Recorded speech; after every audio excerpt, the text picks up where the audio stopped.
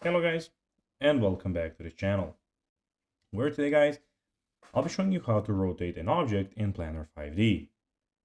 So guys, the first thing that you of course need to do is go to Google and type in Planner 5D. After that, you just need to go and log into your profile or register to Planner 5D if you haven't already done that of course. But now guys, let's see what we actually have in front of us here.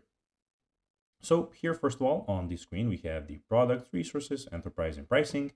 And in the top right corner, we have your projects, logout buttons, settings, and those things.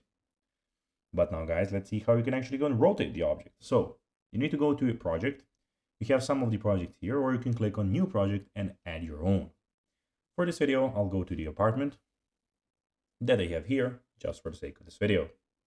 So when you're here, of course, you have to go and find the object that you would like to go and rotate.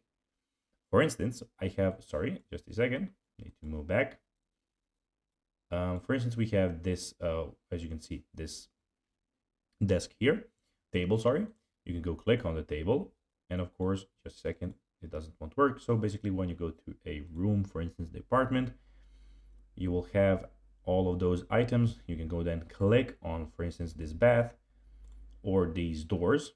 And here, as you can see, you have some options where you can go and flip vertically. You can go and click flip horizontally, and of course, rotate in that way. So guys, that will be everything for this video. I hope that you found this video informative and entertaining, guys. If you did, don't forget to like this video, share it, subscribe to the channel, and put the notifications on, as guys, this really helps us grow our channel. So if you have a few seconds, it will be pretty cool if you could do this for us. So guys, as always, I'll be seeing you in the next video. Bye guys.